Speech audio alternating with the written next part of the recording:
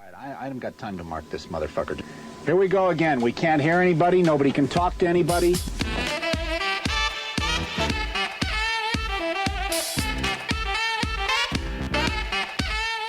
You guessed it, Pressure Points with your two favorite hosts. I'm D. This is Zucchini AJ. We're coming at you with Season 7, Episode 30, The Tightrope Daredevil. I'm going to be talking about the first man to tightrope across the Niagara. Tune in. Spoilers. Get ready. Find us on Instagram and Patreon at pointsopressure.com. Well, turn the fucking thing off, you dumbass. That was strange. I was ran out unsettling. of words. I didn't know what else to do. No, that's okay. We yapped for a long time before starting the recording, so Pretty standard. probably lost what you were gonna say. Yeah. Eggplant AJ is, or you said zucchini AJ, but that reminded me of, there's certain memes that just are core memories for some reason, and one of them was, I think I was in high school when the eggplant emoji was really being picked up, popping off, and then I just remember somebody drew a vein on it, and I lost my shit, and I'm still losing my shit about that. Love that. Oh yeah, a little veiny eggplant. Well, how was your week? Been busy the last couple of days. God. Damn. I worked the last 3 nights, and they were the toughest 3 nights. 4 days off. Yeah, so 4 days off. Thank goodness. Yeah, I had some property damage. Won't get too far into it, but let's just say, I think multiple people I thought you were caused saying it. Here. I was no, like, no. What? I had to think for at a work. second. Yeah. I think it totals somewhere in the $5,000 to $6,000 range.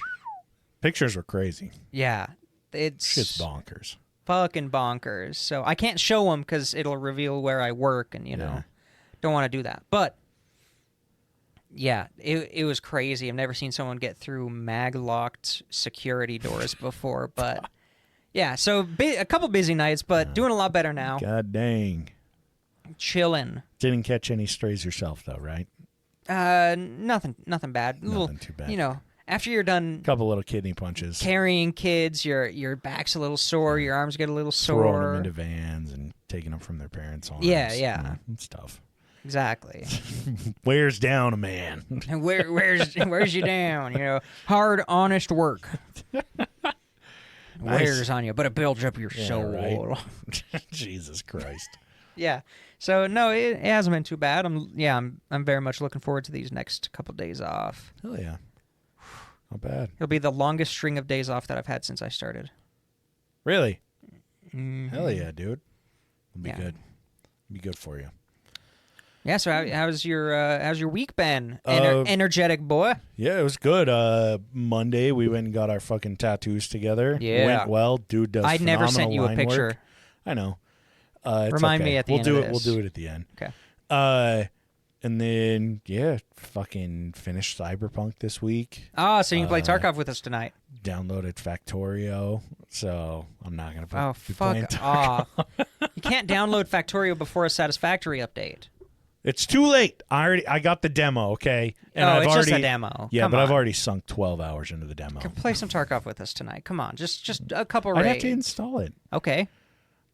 I don't have the space anymore. Oh, shut the fuck up. Factorio demo is like 1 gig, so I don't have the space yeah. So you anymore. don't have the space for it. Oh, shut the. So yeah, that one's been addictive as fuck. Oh yeah. Have you ever played it? No, I've watched a lot of people play it, but I'm like, I don't have the time. It's a time sink. Yeah. It's one where like I'll play and you're just actively thinking about everything, and you look at the clock and it's like, oh shit, it's been like 3 hours. That's been today for me.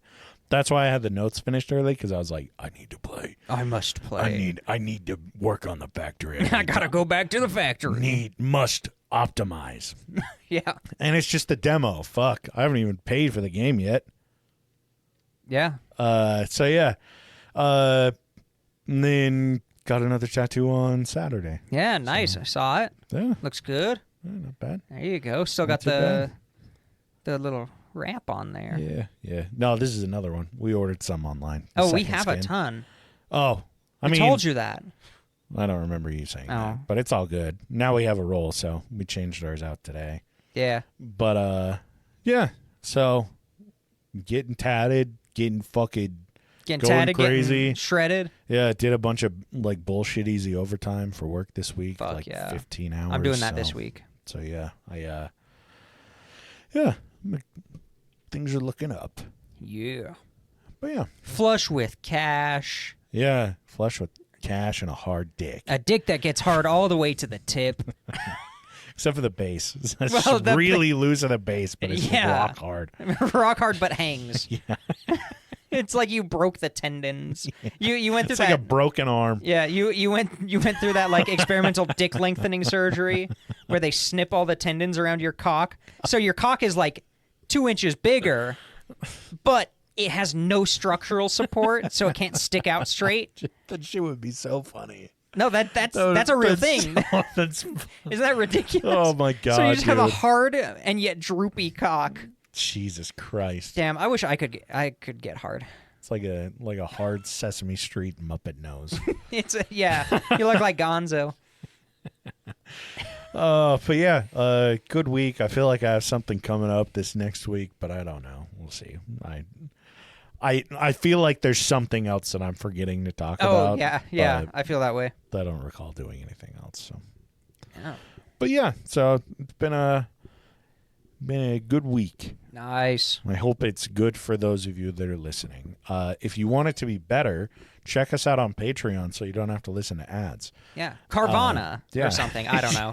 Probably. Yeah, go to our Patreon, patreon.com/points of pressure. You get an exclusive episode every month that comes out on the first of the following month.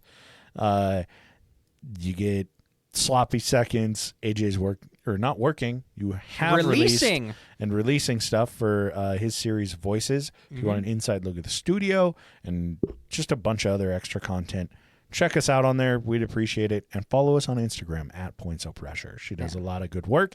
And this episode, I will have photos to give her. Whoa. Yeah. She throws you shade in the comments of the I saw Instagram that. posts all the time. Yeah, I saw that. It's because I never read them. I usually just like them. And I read the one that was like, she's been doing it for a while. D never sends pictures. He never does episodes that have pictures. And I'm like, well, sorry. I'm sorry that I'm not doing only World War II episodes. Yeah, you're right. World War II is the first time they invented cameras. Surprisingly enough, drawings. this one, I didn't expect it to have pictures when I was 1820s. Yeah, 1850s, definitely. And I was like, oh, shit. But pretty well documented. So, he was referred to as that acrobatic ass by Mark Twain in 1859. Classic Mark Twain. But he was known by many different nicknames. The Boy Wonder, Chevalier Blondine, the Great Blondine. Oui, oui.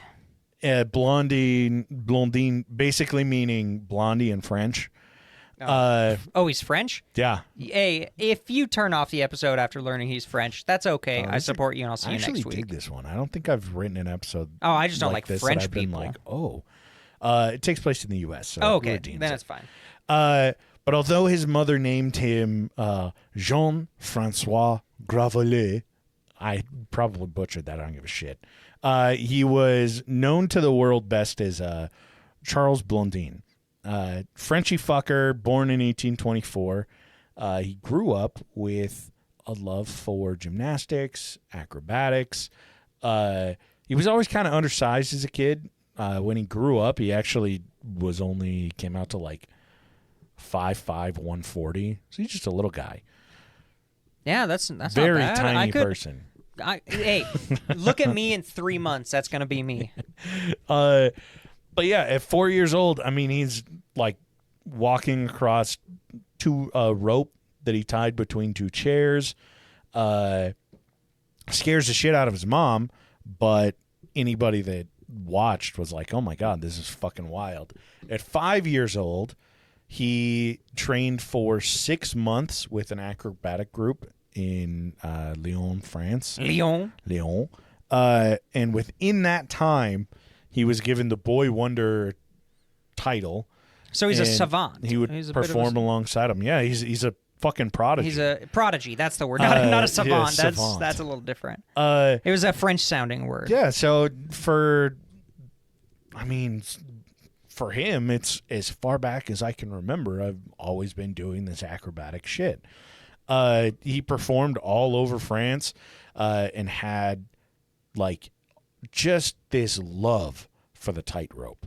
Like that was his the go-to fucking moneymaker. He was so fucking good at it. And I mean, he was comfortable with it. So you could say that was like his satisfactory. Yeah. Comparing it him to gave him satisfaction, yeah. Yeah. Oh, yeah. That was his factory video game. His factory video game, yeah. Eventually, he got an agent, a manager. Dang, starting getting some gigs. Henry Colcord. Now that's an American name. Yeah, who booked his acts. And, I mean, fucking Blondie kind of became a household name in France. As time went on, his fame passed, as it usually does when you've been doing this for so fucking long. At like 33 years old, he kind of realized that he had hit like... Well, that's old for acrobatics anyway. Yeah, but I mean, he's still just tearing this shit up. Damn. But at 33, he's kind of like past the peak of his fame. And he's like, I need to find a change. And so he decides to come to the U.S., which, I mean, this is 1855, I think, at this point. It's a good time to come over to the U.S. if you're not African American. If you're not African. If you're not from Africa. Or black. So, yeah, he makes his way over to the U.S., I mean, he's in performing, so yeah. So as long as he steers clear, he looks rich. He's doing acrobatics. No one's gonna put a fucking gun in his hands and send him to the fucking front lines in the Civil War in 10 years. Well, I was trying to think because there was some earlier parts of the Civil War, like before the Civil War itself broke out. Yeah, there were some marches and some like skirmishes. Oh yeah. I think as far back as this, but in general, for the if most he's just part, a French guy who puts on a show, yeah, he's good. Good time for a white guy to come to the U.S. Yeah, great. Hey, you could say that about almost any time. Jesus Christ, really. Yeah. So he comes over, lands in New York, city of fucking dreams.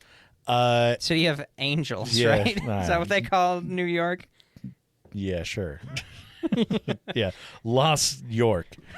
So he starts performing out there. Now, walking tightrope isn't this new concept for the U.S. It's been around since like 57 BC in Korea. They have like drawings of people depicting it, written record of it. Rome actually had tightrope performances in the Colosseum. I didn't know this. That's a weird thing. They called tightrope walkers phenobulas. Oh, that's bad. That sounds fucking way awesome, better. Yeah. We should bring that back. Yeah, right? So I didn't realize, like, I mean, it makes sense. It's like it's a rope from point A to point B that's suspended above the ground. Like, of course, that's going to be like the second most basic thing to kicking a ball into a circle. Mm-hmm. So I didn't realize it had been around for so long. But in a way, and I'll get into it, Blondie kind of revolutionizes like what tightrope is about. Mind you, I learned this today when I was writing these notes.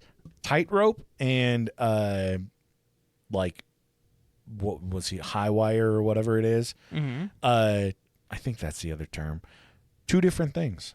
Tightrope, and it's like gatekeepy as fuck. Oh, tightrope isn't. They don't use a wire, so it tends to have like just a little bit of slack. Mm-hmm. It's not as thick as like the big fucking wires that they use. Yeah, I was like, oh, interesting. I didn't know that there was like this major difference in it. Which one's cooler so I can help gatekeep? Tightrope. Okay, tightrope's to the way be to honest, go. tightrope, Any high wire, because high wire you can go like, fuck yourself. You can crank the fuck out of it and get the tension so that it's like you're walking on a fucking steel beam. Yeah.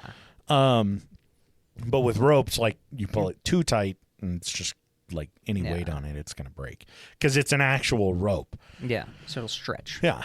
So yeah, Blondie he's not creating this new thing. He's not bringing this new thing to the U.S., but what he does with it is just like, when I found it, I was like, what the fuck? And it isn't like what he did that made the difference. It's like how he does his tightrope walking and the performance and all. It's fucking wild. So it's more than just walking across a rope. Yeah, I mean, you got to imagine up to this point, like, there have been a lot of instances of people doing like wild shit on it. They're like, oh yeah, like jumping around. Yeah, flips and shit. They got that really long pole. Yeah. That's what most of them use, just like strictly for balance. But like, yeah, he just revolutionizes the shit out of it. It's crazy. I'm excited. So Blondie is he's kind of a purist when it comes to this, though, because in his first like 3 years in New York, he's seeing other performers come in and they're doing like tightrope and high wire and shit, but he's watching and he's like, yeah, no, like this just doesn't have the same appeal because they have like nets, they have like ropes tied around their waist. Homie doesn't have any fail-safe. He doesn't take any safety precautions. He just has a rope and walks on it, and if he falls to his death, he's of the belief that he's like, well, I mean, that's the danger of my sport. I mean, that's why people watch NASCAR. Yeah. And they don't give a shit about cars driving around in a circle. He starts, like, at his performances, hearing fans taking bets and making bets that are like, okay, you think this is the one that Blondie's going to fall? You think he's going to fall and die this time? So he starts also participating in those, betting on himself. On himself, okay. And he's like, classic. yeah, like, and I mean, the odds are fucking high as shit because it's like he'll go like 200 feet up in the air and people are like, he's not going to survive a fall. And he's like, I would survive if I fell, but I'm going to bet I'm not going to fucking fall this time. And they're like, okay, dude, whatever. We'll take you on that. I've seen plenty of people fall doing this. And then he cashes out at the end of the night. Fuck yeah. So his confidence is through the fucking roof, and he's incredible at what he does. Nice. Because if he does fall, he knows he's going to die. So he's highly motivated. He's a highly motivated performer. So yeah, he starts making these bets, and because he's also kind of involving himself in the crowd and everything, like his name is showman. Yeah, his name is getting out there more and more, and more people start to hear about him, and he realizes like, I gotta do something high stakes. I gotta do something fucking gotta crazy. up the ante. Yeah. And so he decides, I'm going to cross the Niagara. Now, mind you, he's not crossing it like Niagara Falls, which is like a 3,000-foot walk. This one's just Niagara Gorge, but nobody's crossed the river before. It's close to where they have Rainbow Bridge. It's 1,100 feet across. And so news gets out that he's going to cross. I don't think I could just walk 1,100 feet on sidewalk without taking a break. Yeah, seriously. No joke. Now imagine doing it on something that's like, I think it was like 2 inches thick or something, which is huge. But yeah, nobody's done this before. If he falls in, it's not like he has a chopper to fly in and pick him up and save him. Yeah. They don't have speedboats to go out and grab him. No, he's dead. And he's like, I'm not going to pay people to go out there in boats and like catch me. If I fall in, I'm floating down the river and I'm going over the Niagara and I'm dying. Like, this is just the reality of it. They keep releasing open-top barrels down the river so that if he falls, he might be able to land in it and then put the lid on. Open-top barrels and also, like, logs so that he can maybe Frogger his way across to the other side. But he's also 190 feet up. So if he falls, that's a hard fall on fucking water. Yeah. Niagara's moving pretty quickly at this area. He's like, yeah, if I fall, I'm done. And people know it. They're like, we got to check this shit out. 25,000 people attend at his first crossing. Dang. On not June bad. 30th, 1859. Good year. Yeah, right? And he's fucking insane. He uses hemp rope And Hell yeah. instead of using a machine to tension it, which some people would at the time, they'd use like cranks. No, he just flicks it. Yeah, that's right. They basically just tie one end of the rope. So he's crossing from the U.S. into Canada. Mm-hmm. So one end is tied to an oak tree, and Classic. the other end is taken over into Canada, and like he has to rappel like 200 feet down to find a rock so that it's level, and just ties it to a rock. And then they use a series of like ropes and stakes to like tension it and pull it so that it looks like this weird spider web system. That's insane. But they still can't even get it tight enough because there's like 50 feet of slack that they've got to like worry about too, which is just fucking bonkers. It makes it even crazier that like he's doing this. So he's like, I think it was like 190 to 200 feet.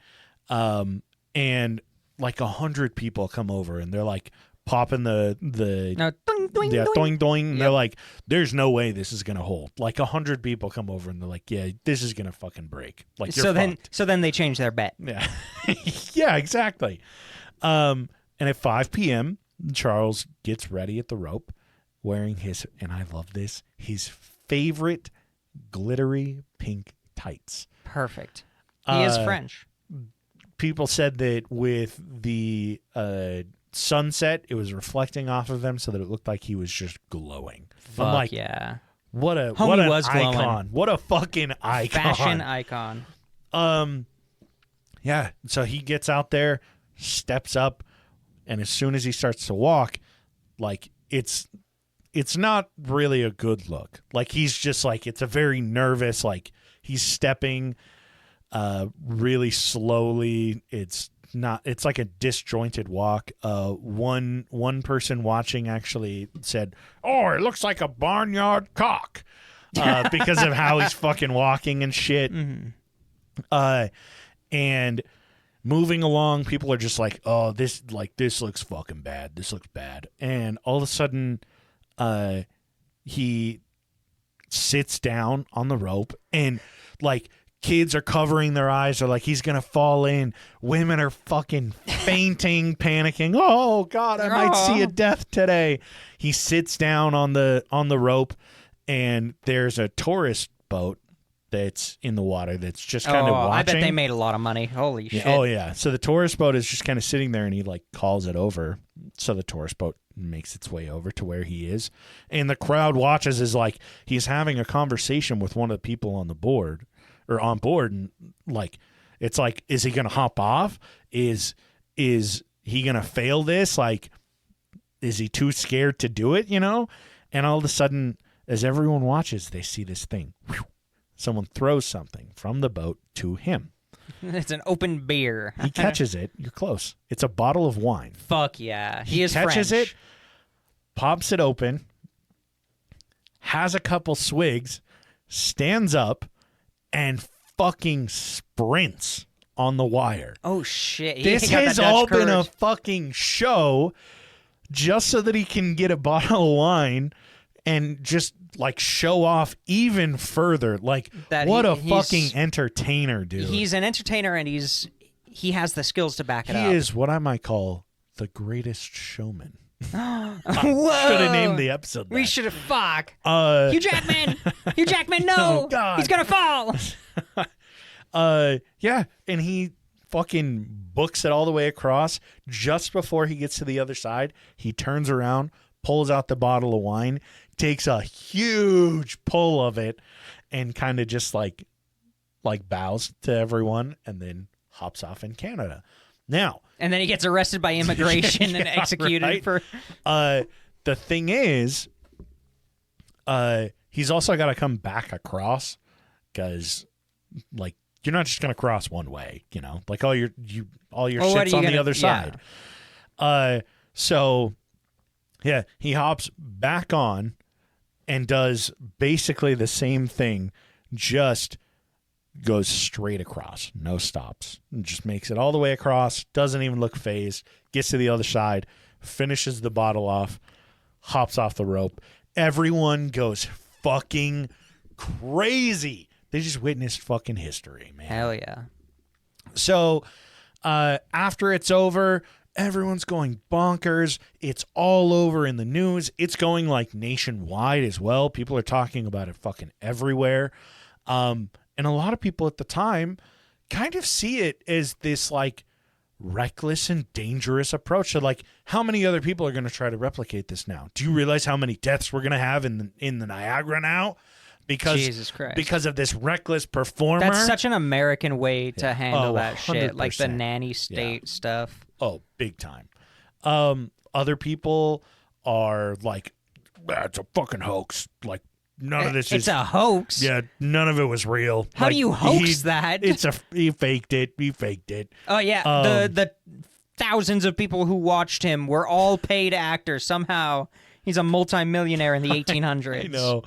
In one of the articles in like their telling of it, they said they enjoyed looking at a fellow creature in deadly peril, which is like such an 1850s way of putting like, yeah, I liked watching someone walk across a tightrope. Yeah.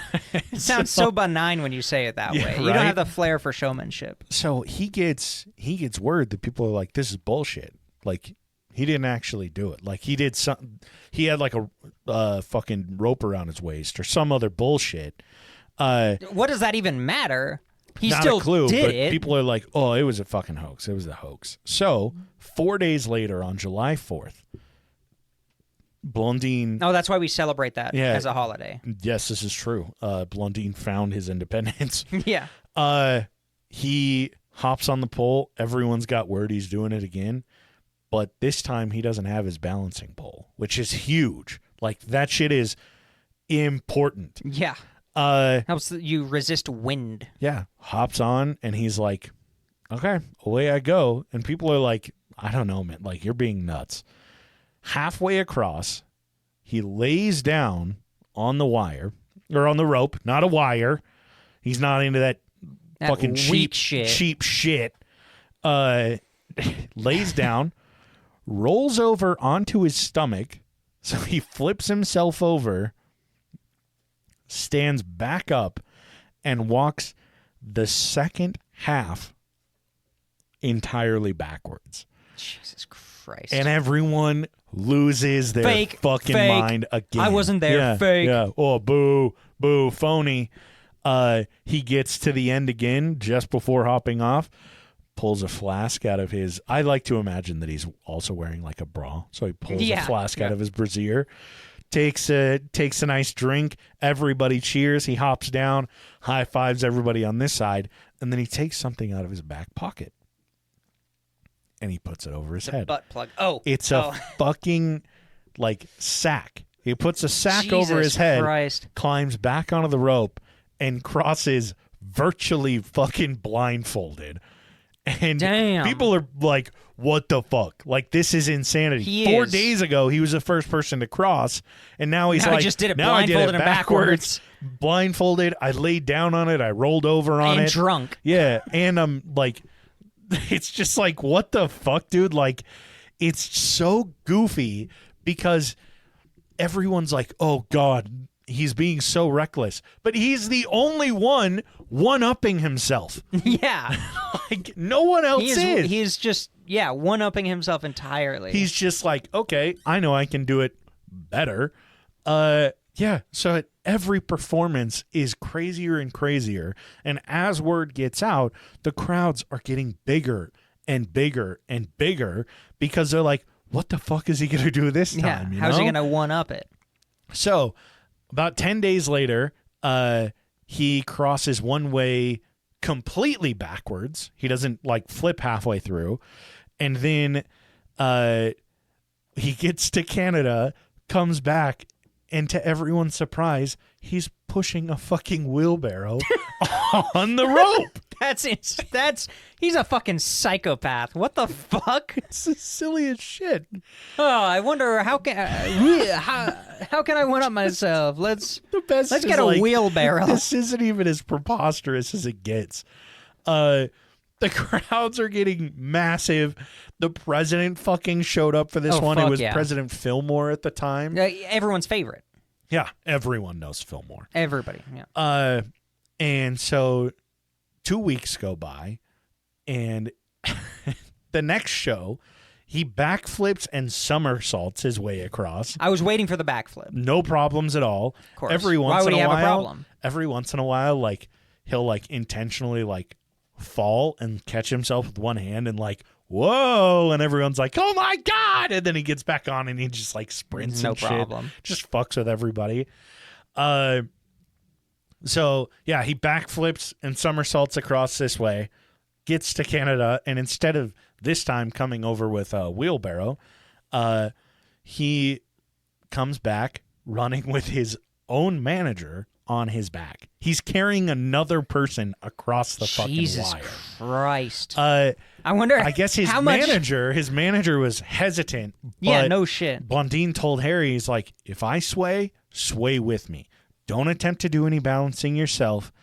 If you do, we will both go to our death. So sorry. He goes, in my best French accent, if I sway with me. Don't attempt to do any balancing yourself. If you do, we will both go to our death. Oh, yeah. But he says, in the next, like, in this crossing, you and I are both Blondine. Which I thought was kind of cool. I'm like, that's kind of sick. And you and I are both Blondine. Fucking crosses. Everyone's going bonkers. In another performance, he does it at night, and they fasten train lights that's at cool. either end of it. So just shining down the rope. God, it must have been such... That's such an experience to go and see, because that's Can't even imagine. never going to happen again. And the way that I could just imagine how it looked, but being able to actually see how that looked, him in the light and everything, is just crazy. So he crosses at night. He crosses in shackles. He crosses with a fucking table and chair in hand, sits halfway through on the chair, and kicks his feet up onto the table, which is also balancing on the rope. In another one, he has to be using like very square rope. It's fucking crazy. No, he's one of those people who can like balance like everything on a Heineken bottle. That kind of weird shit. He crosses and fucking sits down to eat cake and drink champagne in one of them. He's fucking invincible up here. Like it's hard to imagine like that he's this well trained in what he's doing, that he's just like, I'm gonna sit down and like have a slice of cake and whatever. Like, can you fucking imagine? It's 18, almost 60. Like the country is pending civil war, and some French bastard in pink glittery tights. It has the nation's attention by fucking storm, and is like, I'm gonna do the most preposterous shit on a wire over a river in the middle of the summer. Like, it's such a... I don't think we've ever done something like this wholesome and silly before. That's just like, it's just good-hearted fun that this guy was having. The vibes must have been immaculate. Yeah. I mean, mind you have people that are like going because they want to see him fall to his death. Well, yeah. But also, like, you're going to see what is potentially the most, like, mind-blowing show. If I could see this today, I would be like, fuck yeah, I'll go to this show. Like, if I went to, like a jazz game in Salt Lake and they were like, hey, outside somebody's walking from one end of this, like, from the Delta Center to another building on a rope over like a busy street 200 feet up in the air, I'd be like, yeah, I'm going outside to fucking watch. Yeah. Like, I can watch this on TV. It's fucking cool as shit. That's cool as hell. It is unfortunate now today. It's like you hear it and you're like, oh yeah, like I can watch like those clips on YouTube. I can see somebody do it. But like, imagine. No, I meant you can watch the game there on TV. Yeah. But I'm just saying, like, even now, awesome. It's kind of the same thing. Like, you can see these things on YouTube and all this shit, but like, it's not the same. It's just not the same as being there. And it's like, no, seeing something like this that nobody's done before except for him. Yeah, and upping the ante every time and never knowing what he's gonna do. Fucking insanity. So in one of his final Niagara acts, he appears at the rope with a stove on his back. I know that sounds ridiculous. Okay, like a wood-burning stove? Yeah. Okay. Like a wood-burning stove. Those things are usually like cast iron. Those are heavy as shit. I don't think it's cast iron, but I hope not. There is a picture. Pretty good. Oh, there's a picture? Okay. That I can Can't wait to see the post show this week. you. Keep your eyes out for the post. I have fucking pictures of like a bunch of this shit too, because they took pictures like crazy when he was crossing there. I don't remember what it's called. I think it's stenograph. But they took the picture with like the two lenses, and so you can put it into one of those things, and it looks like it's a 3D image. So I have like a bunch of those that I can send over. But yeah, tons of different like little pictures and shit. So yeah, he shows up with a stove on his back. When he gets to the middle, he moves the stove out onto the wire, balances it, starts a fire, and proceeds... A perfectly balanced fire. Proceeds to cook an omelet on the fucking rope. Jesus Christ. He calls for the tourist boat to come over, and they come on over, and he gives them the omelet to eat. He cooks a fucking French omelet. A French omelet, yeah. He's a tightrope.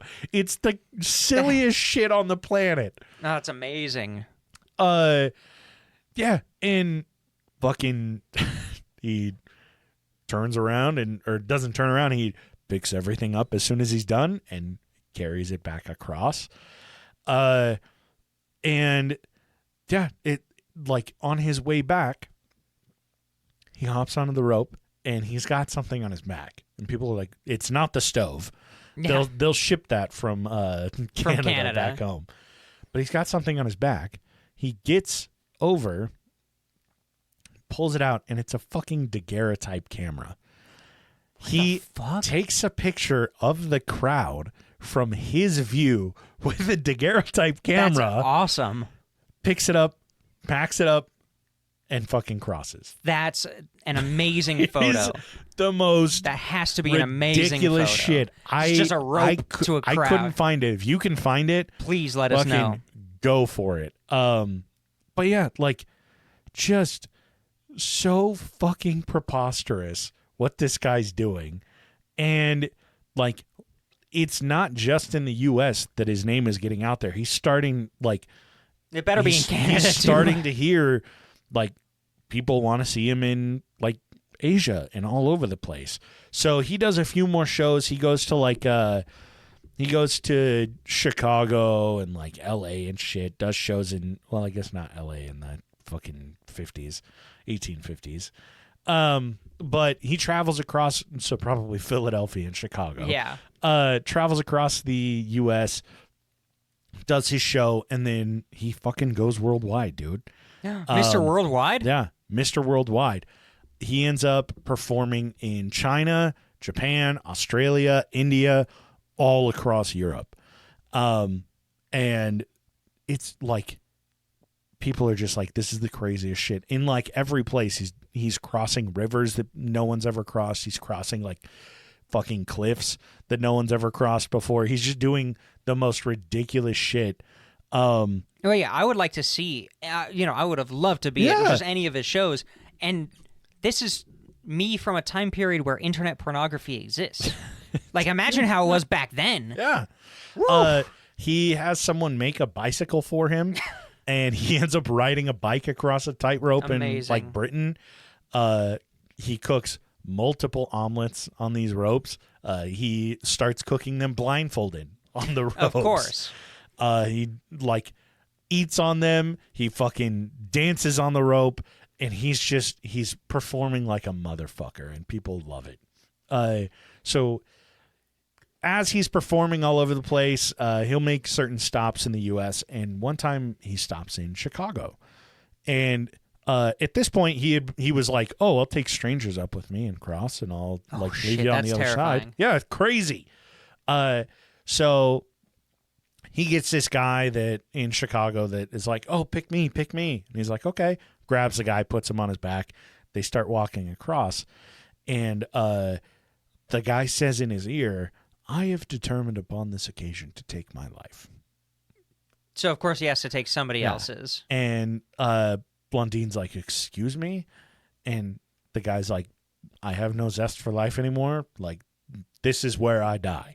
And actively starts shaking to tip Blondine over. He could have just jumped off of wherever. People start like they're fucking screaming because they're like, what is this guy doing? Like, he's going to kill him. They're like 200 feet up in the air. They're both going to die. And Blondine counters his shit, crosses, gets the guy off him, and he's like, that's the last time I'm taking a stranger on these. Damn. But the fact that he survived is crazy. It's fucking insanity. Somebody trying to fight. Yeah. So, like, he creates this fucking tightrope craze in Australia where, like, 3 or 4 people try to they do replicate him, and they also go by the name Blondine, but, like, it's referred to as, like, the Blondine business. This reporter writes that he's like, oh, this piece of shit, reckless Blondine showed up, and now he's got all these people doing haywire shit. And it's like, no, he's just inspiring people to also try doing what he's doing. Yeah. He performs tightrope for almost 50 years. He does. Jesus. Yeah. 50 years after. Well, sorry, not 50 years after, because no, yeah. So he ends up like living to like 84 or something Jesus like that. Christ. Or no, 73, which is still bonkers. Yeah.